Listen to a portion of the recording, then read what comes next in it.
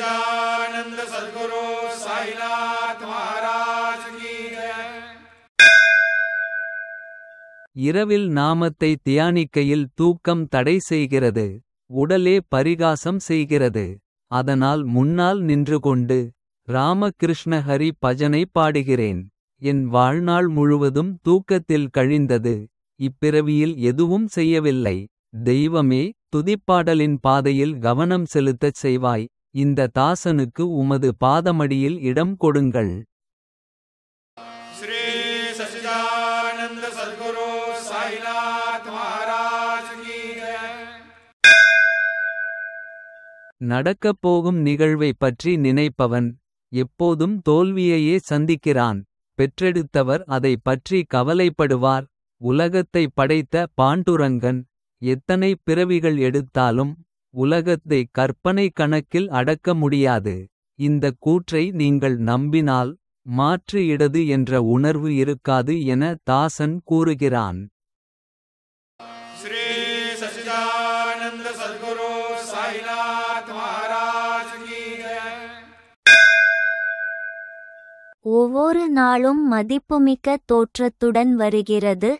தேர்வு செய்ய பல வழிகள். பணத்தை வீணடித்த பின்பும் புகழை அடையவில்லை. இருந்தும் மனம் உற்சாகத்தில் துள்ளி குதித்தது. நேரம் சரியில்லை என்பதற்கான இந்த அறிகுறிகள். எல்லோரும் இதை அவமானமாக கருதினார்கள். சொந்த நலனுக்காக சற்று சிந்தனை செய்யுங்கள். இந்த உலகில் ஆணவத்துடன் இருக்காதீர்கள். श्री सच्चिदानंद सद्गुरु साईनाथ महाराज की जय। சாயி, நீ இல்லாமல் எனக்கு சந்தோஷம் இல்லை. என்ன செய்ய பிறருக்கடங்கியவளா பிறந்திருக்கிறேன் சாயி. எல்லா சமயங்களிலும் சாயி சாயி. மனம் விரும்பியபடி பார்க்க விரும்புகிறேன் சாயி. தியானிக்கிறேன் வேக வேகமாக. நான் உன்னை தேடுகிறேன் சாயி.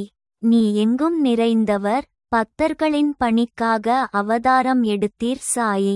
சாயிநாத குருவர் தாசியை இப்போது சந்திக்கவும் சாயி.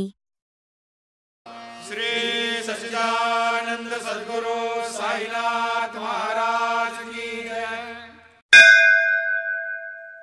மகான்களின் கூட்டம் அல்லது மகான்களின் வார்த்தைகள். இதை தினமும் தியானம் செய்யுங்கள்.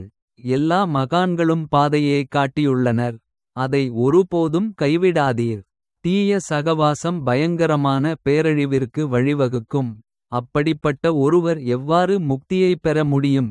இந்த வாழ்க்கையில் எந்த மனிதன் வழிதவறிச் சென்றானோ அது வீண்தான் என்ற உண்மையை அறிந்து கொள்ளுங்கள்.